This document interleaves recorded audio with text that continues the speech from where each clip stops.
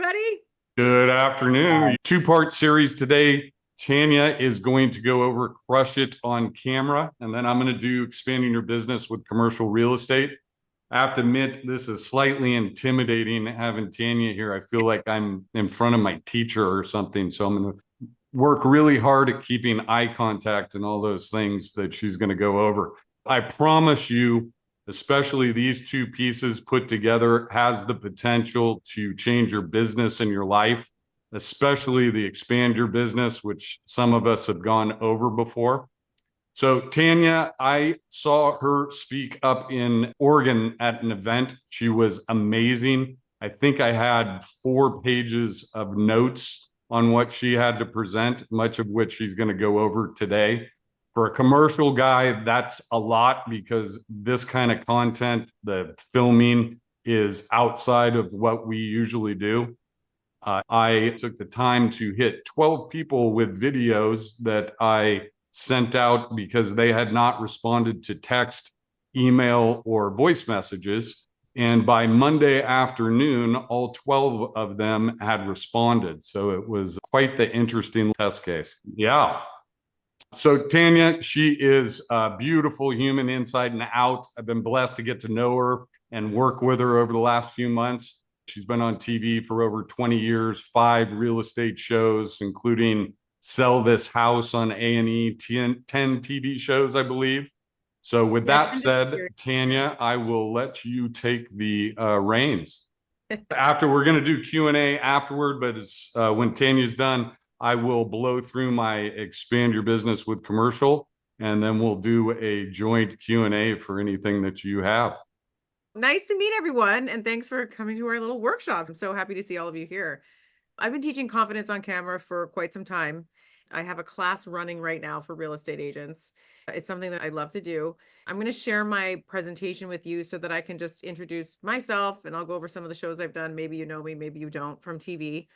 But I ended up taking some time off from TV to be with my daughter, hiatus.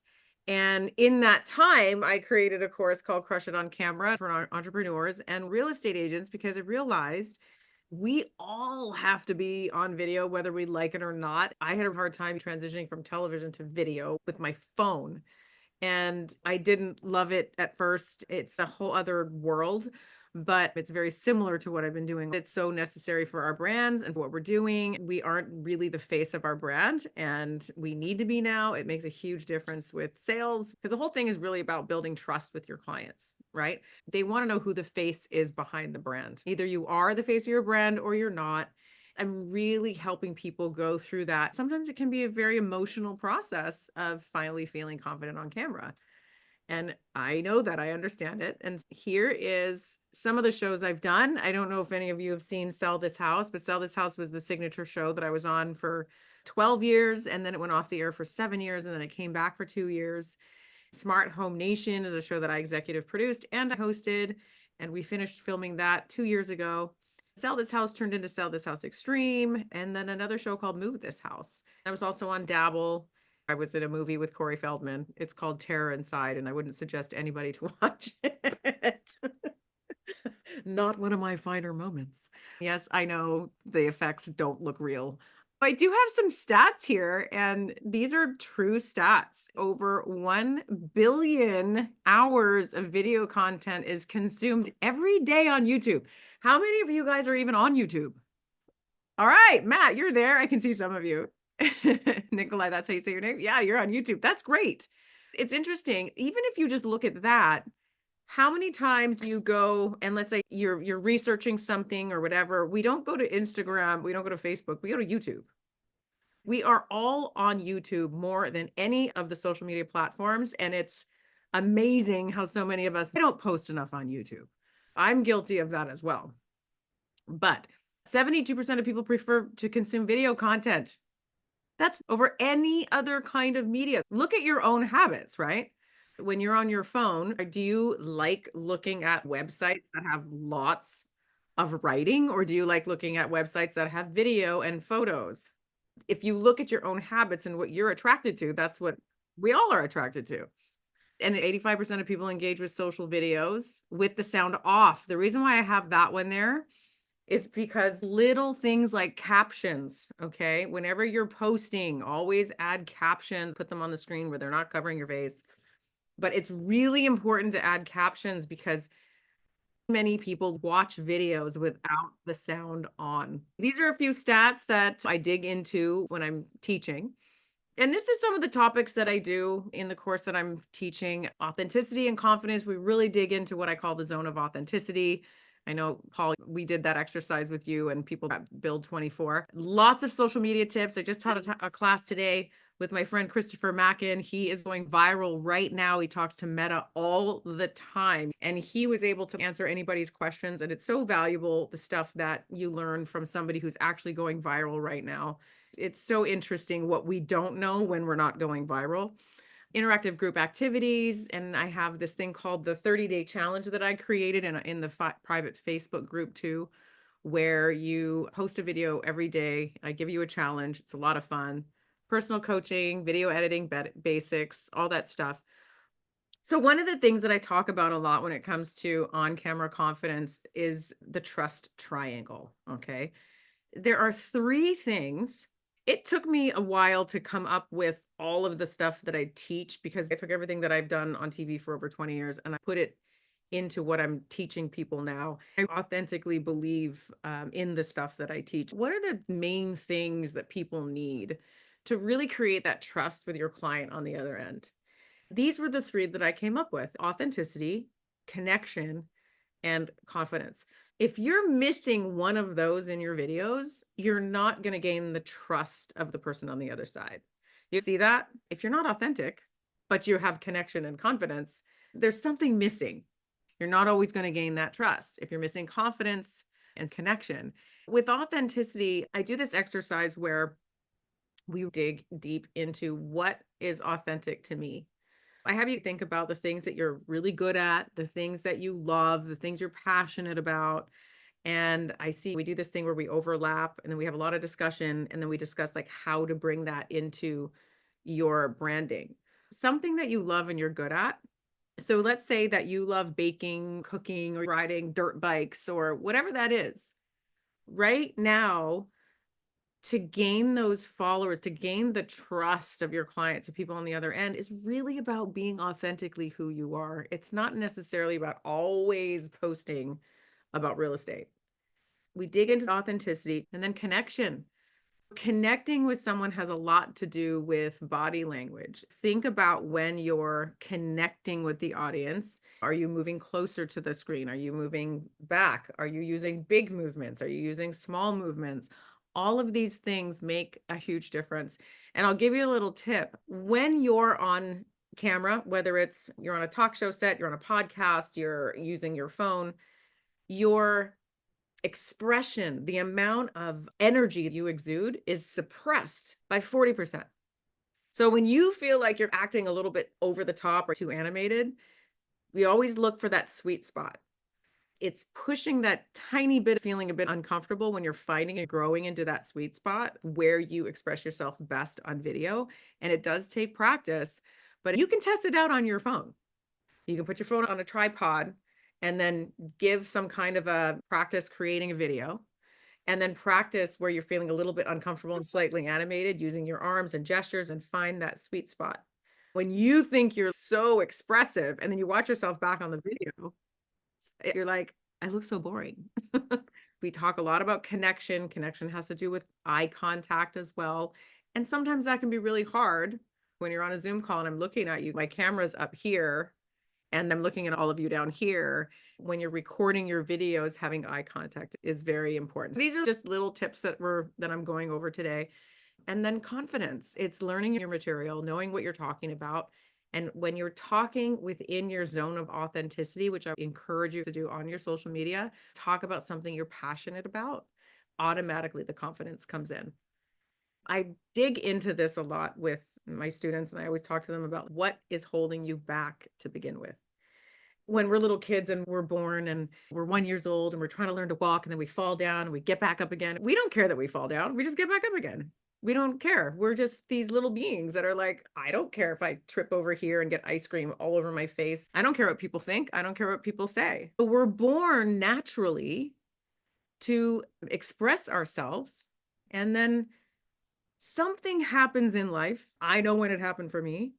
Something happens in life where you get hit, knocked down, a teacher, a parent, or a friend, someone takes that away somehow, or a situation happens where you lose confidence and you're afraid and start thinking, I don't like the way I look on camera. I don't like the way I sound.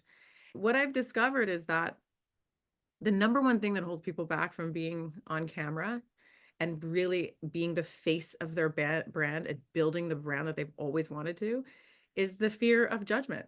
And it's not just the fear of judgment from family and friends, it's the fear of judgment from ourselves. So that is number one. We dig deep, work it through. First of all, it's acknowledging when that moment happened. When did that moment happen in your life where you're all of a sudden very critical on yourself on camera and how you express yourself? When did it happen? And then it's just getting yourself on camera with your phone. We can practice. We don't have to show it to anybody. Just practice over and over again.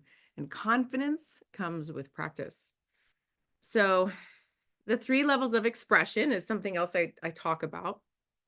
When you're expressing yourself on camera, just be aware of the 3 levels. There's high, medium, and low. High is when you're big and loud and you're having fun, you're way out there. Medium is how you normally are. Low is when you're soft and quiet, you're moving closer to the camera, to the screen, and each one emotes a certain emotion. And all of these gain the trust of your audience when you practice it. All right. This is my email, first of all, for if you guys have any questions, you want to reach out, you want to ask me questions about your videos or anything like that. I'm quite accessible.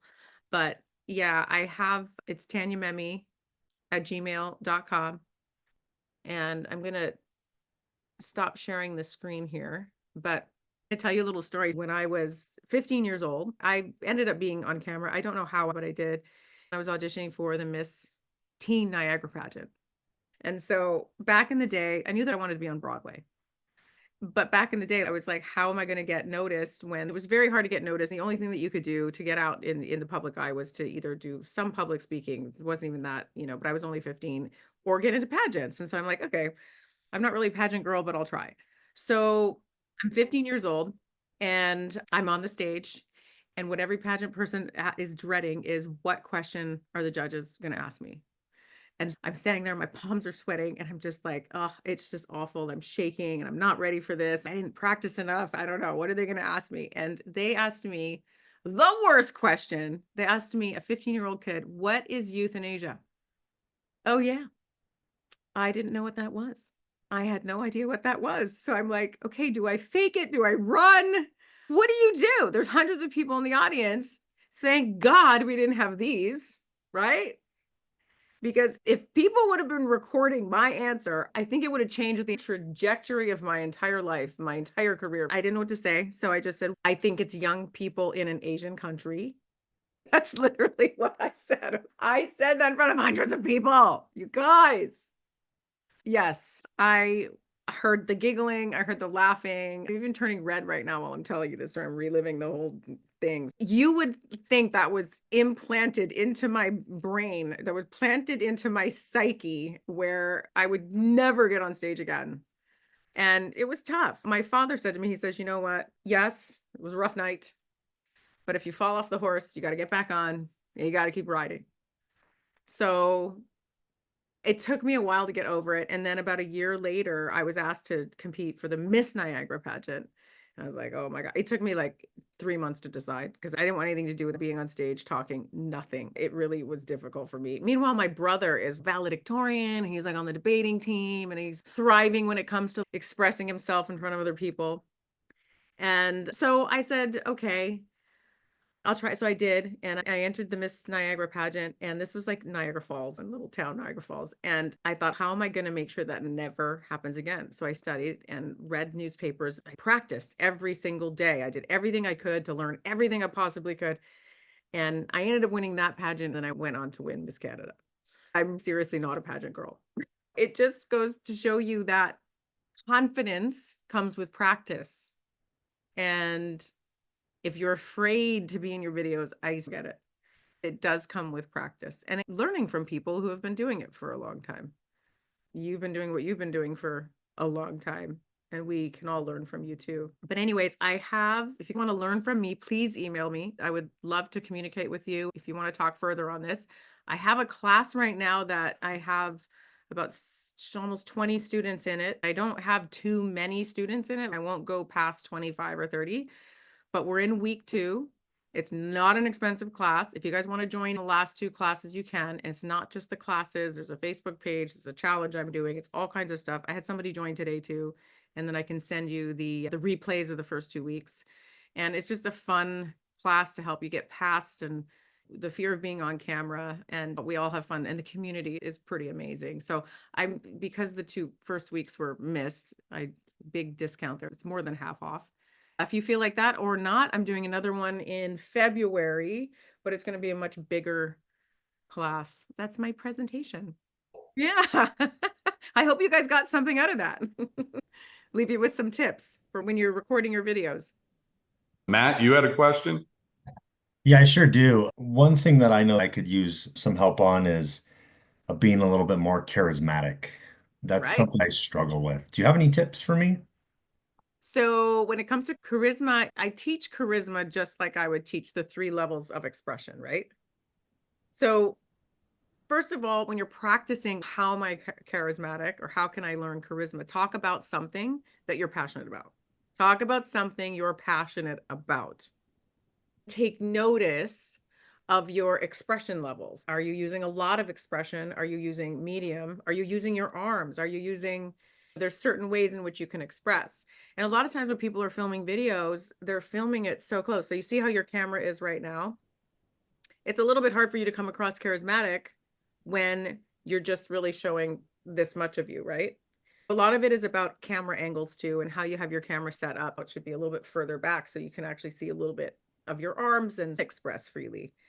To give a quick note right now, without me actually coaching you, take notice of the 3 levels of expression. Also talk about something that you're passionate about and start there. Thank you. That helps. Yeah. Beautiful. You can see why I'm nervous to talk with her on here. Okay. We'll have some time for some Q&A. I'm going to jump into my little shindig here. Let's see if I can share. Boom. Share. We're coming over here. You guys see that? Yeah. Looks great. Awesome. Okay. I'm going to really work on some of this eye contact stuff, except I got to have my little button that I can poke. Can you guys see me poking my button? Hopefully not. Who here handles commercial real estate? Raise your hand. Wave. Beautiful. My name's Paul Frank, for those of you that don't know, and I am here to talk to you about expanding your business in commercial real estate. Before I get started, I'm going to give you a little bit of my background, but President, CEO, the PDF group of companies. I've been a commercial developer and broker for nearly 4 decades. Over my career, I've developed and brokered real estate covering every product type throughout the United States and internationally. Aside from my professional experience, I've also been an athlete and a coach most of my life, coached over 25 years, which has given me in addition, I've also been a business coach and mentor, which has given me what Coach Dungy refers to as an uncommon perspective. That perspective has come through a whole lot of lessons, some of them, unfortunately, very expensive lessons. There's 2 lessons, 2 truths, really, that I'd like to share with all of you that have an enormous impact. The first one is this. Over my career, I have discovered that there's 2 things that nearly every single person I have ever dealt with in commercial real estate have in common. The first one is that they live in a house. By virtue of that commonality, they also have something else in common. They have a relationship with a residential realtor. The problem is residential realtors have blinders on. They are focused on finding that 4-bedroom, 3-bath house or selling the 4-3 for their client. Nothing else makes the target screen. It's as if they're looking through the scope of a rifle at that target and they have no peripheral vision. So my hope is that I can teach you how to take those blinders off and take advantage of the opportunities that are literally around you every single day. But first of all, write this one down. CRE, commercial real estate, is not more complicated. It's just different. Despite what the egos in this business will try to convince you of, commercial real estate is not more complicated. In fact, I'm confident that all of you are capable of handling commercial transactions. And I'm equally confident that I would be in way more trouble trying to sell a house. All of those disclosures and MLS rules, they scare the heck out of me. So don't be intimidated. But even though I tell you that you are capable of handling commercial deals, you do not want to do it on your own. There are a whole bunch of reasons why. I'm going to focus on 3. Number 1 is the distraction. Commercial opportunities will come to you through your core business, residential real estate. And the minute that you are distracted by trying to handle this commercial opportunity, there will be a cost for that distraction. And many times it is absolutely devastating. Second reason are the tools that we use in CRE. CRE is a pay-to-play proposition. If you are relying on the MLS or LoopNet to try to compete in CRE, you are going to get your butt handed to you. You are going to get yourself in trouble. And then number 3 is the liability. In residential real estate, if you screw up, your exposure may be thousands, maybe tens of thousands of dollars.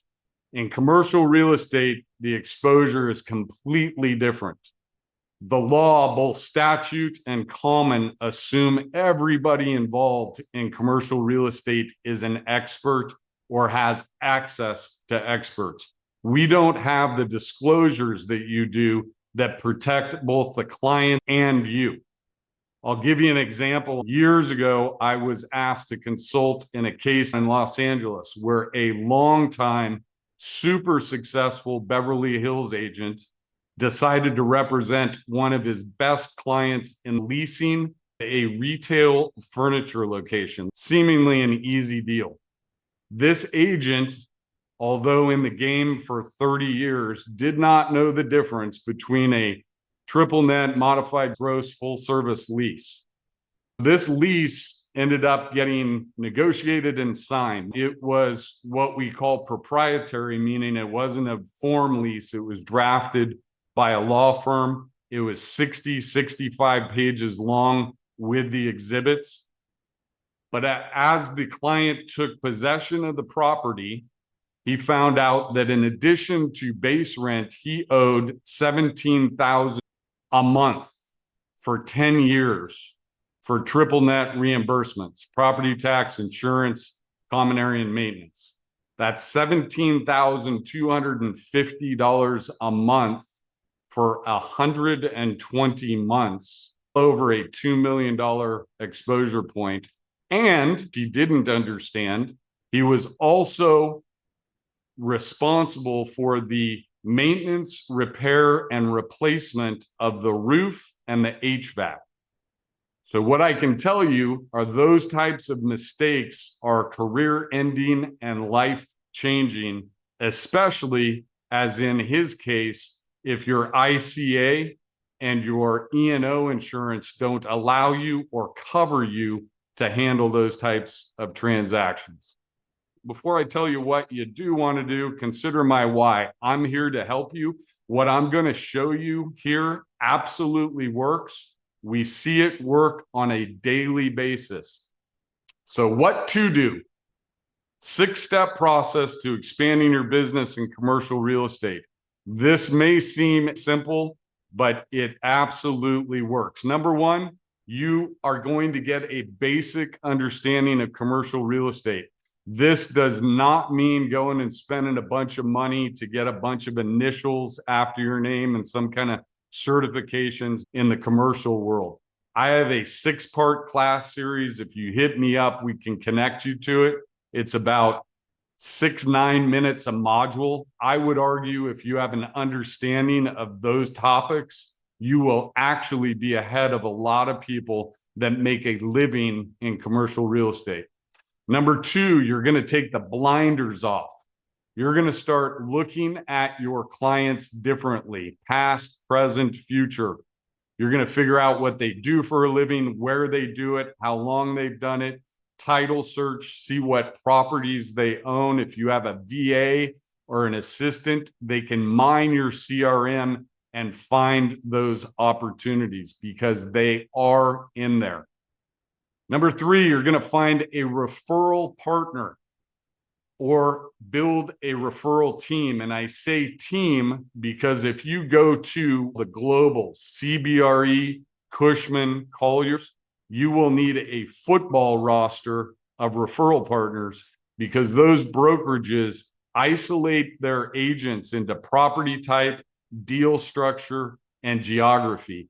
I suggest that you find a generalist because we can handle anything, anywhere for you.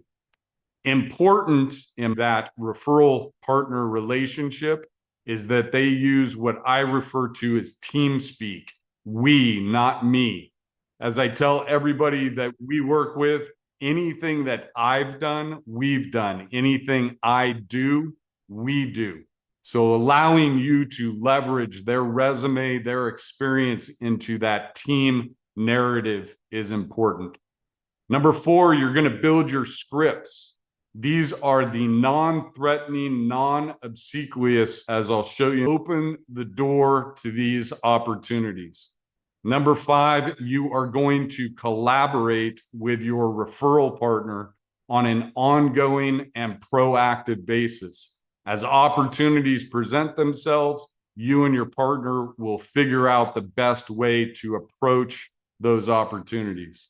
And number 6, you are going to deploy your scripts. This is what freaks people out a lot, but it's literally as simple as this.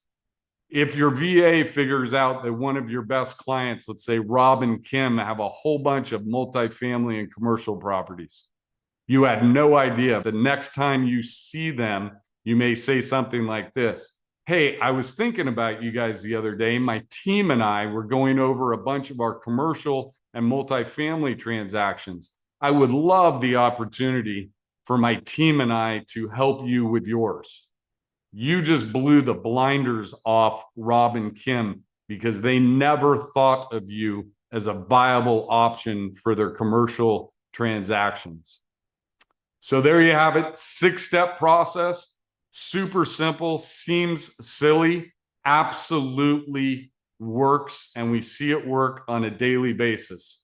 A great example of this, Tom Daves, who is the #1 Keller Williams agent in the world for 7 years, attended one of these classes, sitting in the front row taking notes as the greats do.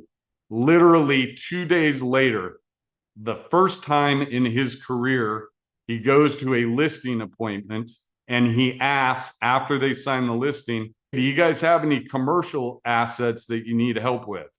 They said, yeah, we're thinking about selling one of our industrial buildings. Do you handle commercial? He said, absolutely, we do. My team and I handle a lot of commercial real estate. Why don't you give me the address and we'll get our thoughts together and get back to you. Within about 3 weeks, we had that property sold, and Tom got a referral fee for about 24 grand simply for asking that question after a listing appointment. And to that point, every single residential agent at every interaction with their clients needs to be asking that question. If you don't, you are leaving money on the table. One thing about this too, agent attraction and agent retention. If you have a team, no matter where you are or if you have your own brokerage, if you can show your agents a pathway to expanding their business in commercial real estate with little effort and little distraction, they will come to you and they will not leave you. It is a differentiator. So what can you refer?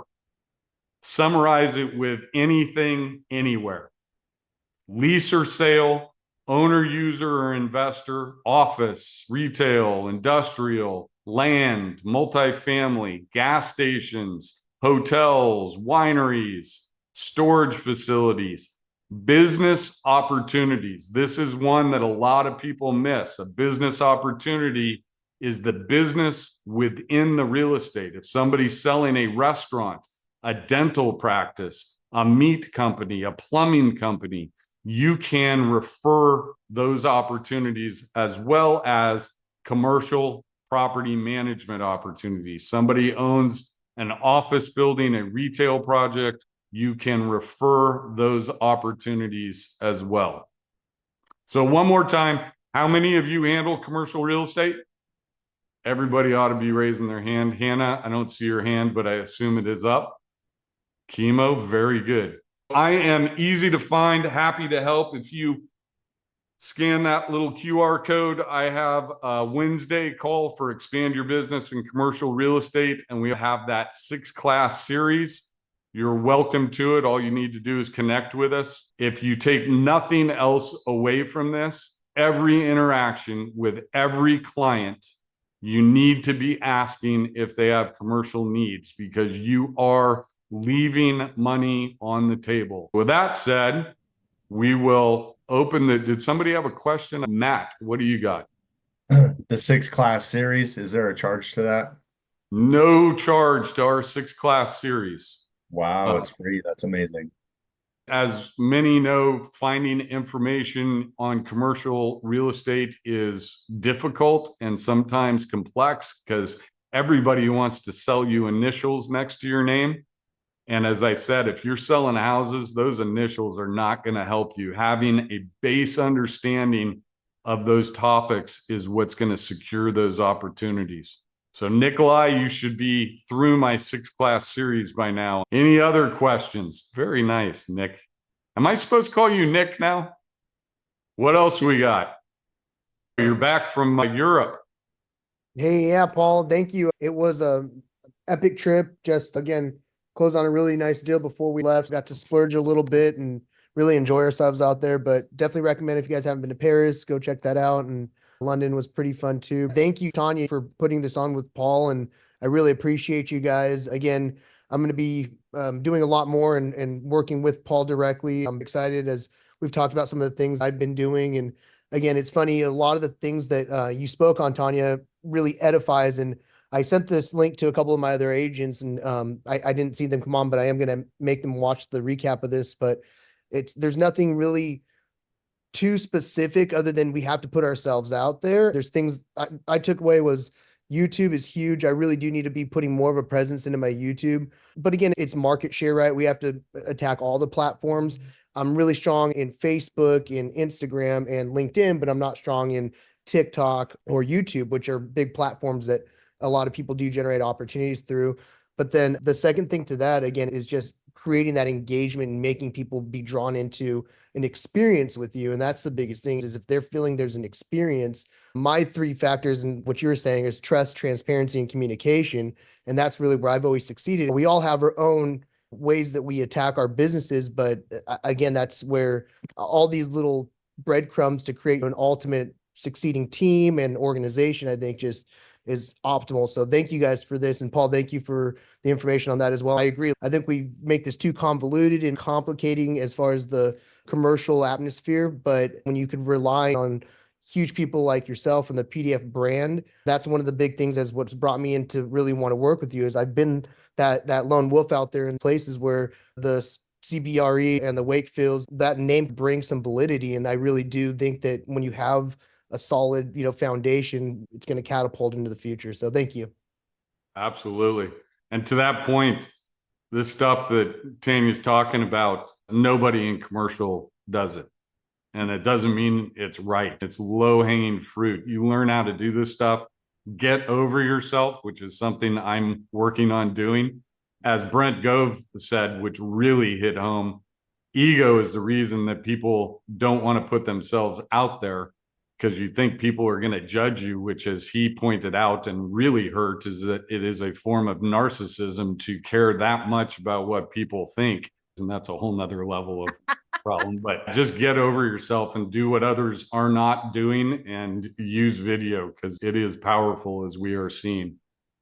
And I see Megan dropped in there the school expand your business. I think that goes to the 6-class series that we have. They're only minutes each. And I'm telling you, if you have command of those little video clips, you will actually know more than a lot of people at CBRE, Cushman Colliers, that are just so isolated in their worlds of industrial leasing or retail sales or investment sales. They just don't have that spectrum, for the most part, of understanding a commercial real estate. Anybody else have any questions? Daniela, you always have questions. I have a quick question for Tanya.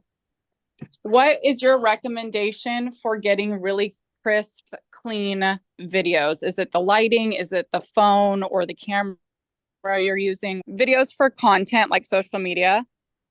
Yeah, I use my phone for social media, but it's all about the lighting. If all you have is your phone, it's the lighting wherever you're standing. So I do this whole section on lighting where take your phone and go like this around your house, right? Practice and just walk around the house and see where you feel like you look best. And then shoot your video right there. That's always going to look best. It's you can look 10 years younger, you can look 10 years older depending on the lighting. It's really crazy. If you just have your phone, make sure that the lighting is cool on a rainy day. If you go into your car and it's a cloudy day, that's a perfect day to film because the light's already beautiful and filtered. It's perfect. But if I'm on a Zoom call, I have the Lumina webcam. It's Lumina. I can send the link to you, Paul. I love my Lumina webcam, and you can see how nice it looks. Gives you more space to express instead of being so close. It depends on what platform you're working with. If it's a Zoom call, your computer, your phone, or an actual camera. I hope that answered your question. It did. Thank you. You're welcome. To that point, we bought some of those box lights. It was like $70 for box lights. Incredibly inexpensive, instead of dealing with those little round ones and trying to get the lighting. Yes. Huge difference. Daniela, what do you got? I have a question for you around cross posting, because I feel like you can spend more than half your day doing social media. And there's this combination of, I've heard so many different things, right? Pick a lane, focus. What's cross posting mean? Like going from, if you start on YouTube, are you cross posting the same content on LinkedIn and Facebook and Instagram and TikTok and all of these things? And it's just, I've heard so many different theories on this, right? Like all these gurus. Stick to one thing, do it really well. Don't cross post because you can't recycle content. And I'm curious for you, what do you do? So I just had my friend, oh my gosh, you guys, you know what? My computer is about to die. I don't have it plugged in. I couldn't find oh, hold on. It just fell out. Let me just plug it in really quickly. Okay. So I just had my friend Christopher Mackin. He was our guest speaker today, and he was amazing. He has Meta talking to him all the time. He does what I do, but how he built his whole thing is he will cross post. Meta owns Instagram and Facebook. If you cross promote on all three, the algorithm actually really likes it. But there's so many tips. So I don't see a problem with cross promoting. Building all platforms is great. It just depends on how much time you want to devote to it. He posts like 2-3 times a day. He's insane and he's crazy. In the last 3 months, he's literally gone from like 10,000 followers to 700,000. Just insane. Who is that? My friend Christopher Mackin. And he's over the top, and some might relate to him, some don't. He's a real estate broker, but he posts more about who he truly is, more than even real estate. We were talking about that today, and cross promoting. He does it all the time, and then he'll do TikTok on its own. And one of the things I can tell you is, like, even for the captions, use the editing tools within each of the apps, and the algorithm favors it. So don't edit your video fully outside of Instagram or Facebook and then post it. With the captions and the music, take your raw footage and edit it within the app. So if you're going to edit it within Instagram, then cross promote that with Facebook and with the other platforms, but not with TikTok. Don't do it with TikTok. TikTok, you need to do your own editing within that app. Does that make sense? Those are like all the little tips that we talk about, but it's important. Good question. I hope I answered it. Any other questions? Michelle? Thank you. Miss Tanya, thank you both so much for today. This was awesome. Miss Tanya, I have a question for you. How would we reach out to you if we want to jump into that class with the 2 weeks left? Yeah, so it's only a 4-week class, so you're not missing a lot. A lot of the tips are in the Facebook group. I have the link right here. Do you see it in the chat? Let me see if I can. Okay. Do you see it at the top or no? I don't see it. I just emailed it to you, Michelle. Thank you so much. I appreciate you both. So funny how you don't see it. Okay, wait, that's the discount code. So make sure you put, because you missed 2 of them, you're getting in halfway. While you guys are talking, I'll put it in the group. Did you put it in? Nope, I don't see it yet. Do you guys see it? No. No. I emailed both to you, Michelle. Okay, thank you. There, it went in. Oh, yes, you did There it, you Matt. You're amazing. You did it. Well, I sent it to Paul only on accident, and then I sent it to everybody. Oh. I have it to everyone. So if you're interested, click that. It'll tell you more about the class. And then you just sign up and put in the $200 discount code. It's 50% off. And the whole class is $197. And also there's so much more than just the last 2 classes. It's a very interactive class. So we do a lot of exercise because it is about confidence on camera. So I get you guys practicing and doing things, and the community is amazing and it's a lot of fun. Hey, I got one last question. What was that camera that you are using? Oh, Lumina. It's called Lumina. And that makes a big difference? Can you see my camera? I wish I would have known. I would have had all these links ready for you guys. Do you see the difference in my camera? You're little. I'm going to make you bigger. Little. Oh, here we go. There you are over here. We can drop an email to everybody as well with all of this. I'll try to find the link for you. You did great. I got to use my hands more. But it's tough when you're clicking on things too. Yes, it is. I hope we gave you guys some valuable information. Appreciate you all coming up. If you have any questions or need anything, reach out. Email me if you want the information too. Hey, have a great evening. Take care, everybody.